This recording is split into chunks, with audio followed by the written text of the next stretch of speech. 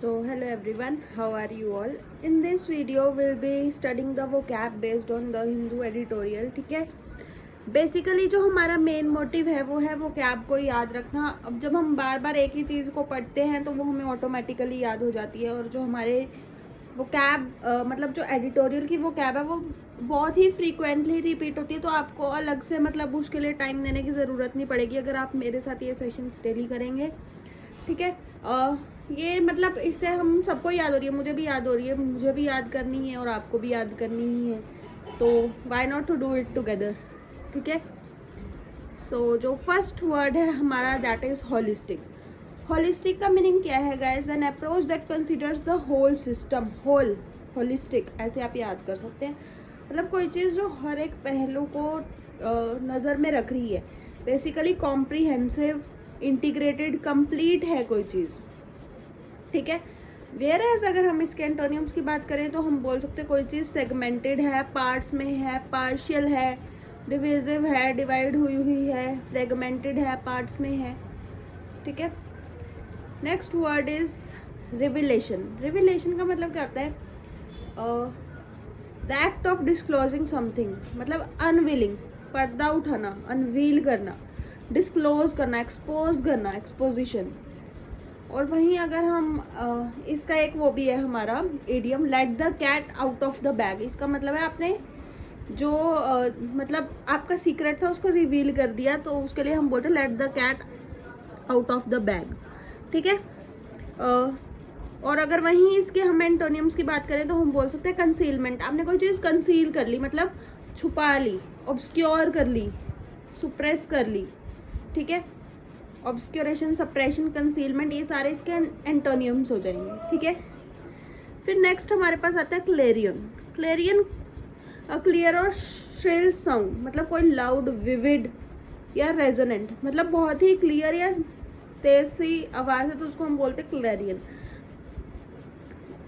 अगर इसके हम एंटोनियम्स की बात करें तो हम बोलते हैं इनडिस्टिंक्ट, जिसका कुछ पता ही नहीं लग रहा. ठीक है, क्वाइट, हश्ड, मफल्ड. ठीक है, ये सारे इसके एंटोनियम्स में आ जाएंगे, मतलब कि वो क्लियर नहीं है. ठीक है, नेक्स्ट हमारा है एमिकेबल. स्टार मार्क कर लो, बहुत इंपॉर्टेंट है एमिकेबल. एमिकेबल का मतलब क्या है guys? A relationship characterised by friendliness. मतलब कोई चीज़ बहुत ही जिसमें हमारा फ्रेंडली रिलेशन है, हारमोनियस रिलेशन है, कॉर्डियल रिलेशन है, तो उसे हम बोलते हैं एमिकेबल. वहीं अगर हम इसके एंटोनियम्स की बात करें हम बोल सकते हैं एग्रेसिव, बेलिजरेंट, हॉस्टाइल, लड़ाकू टाइप का. मतलब हमारा फ्रेंडली टर्म्स नहीं है, एक तरह से हम ये बोल सकते हैं. ठीक है, next apprehension. Apprehension is also very important. Apprehension का मीनिंग होता है फियर, एक तरह से अ फीलिंग ऑफ एंजाइटी और फियर अबाउट समथिंग. हमें किसी चीज़ से डर लग रहा है, हम नर्वस हैं, वरीड हैं, अनईज, कंसर्न, ये सारे आप किस में लगा सकते हैं? एप्रीहेंशन के सिनोनिम्स हैं ये सारे. वेरएज अगर हम इसके एंटोनिम्स की बात करें तो हम बोल सकते हैं ईज. आपको कोई दिक्कत नहीं है, कोई डर नहीं है.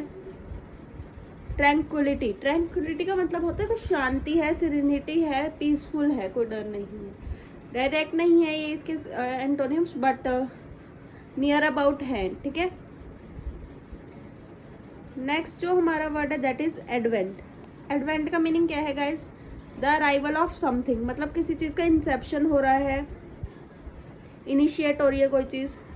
वेरएज अगर हम इसके एंटोनियम्स की बात करें तो हम बोल सकते हैं कोई चीज़ टर्मिनेट हो रही है, टर्मिनेशन, कंक्लूजन, क्लोजर, एंड. कोई चीज़ एंड पे पहुंच रही है. Okay, next is your endorsed.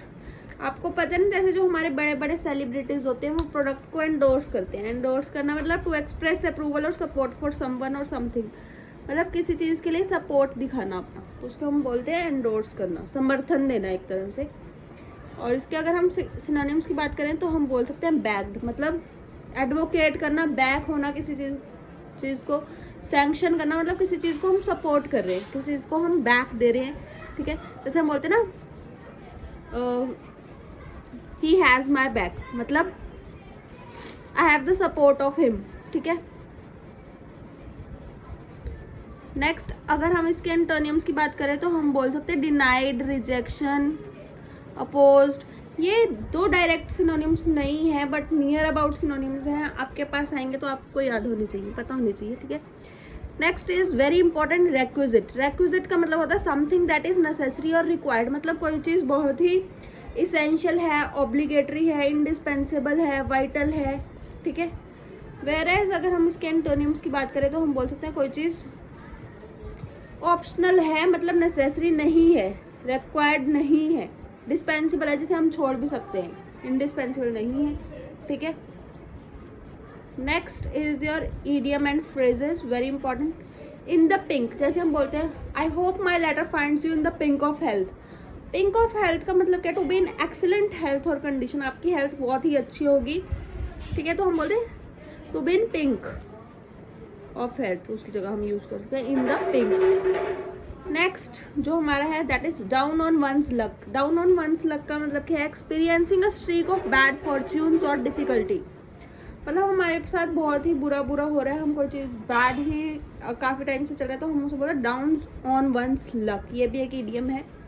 Next हमारा in the wake of something. In the wake of something का मतलब है the consequences of an event और सिचुएशन, मतलब किसी इवेंट के कॉन्सिक्वेंसेज क्या हैं उसके लिए हम यूज़ करते हैं in the wake of something, ठीक है।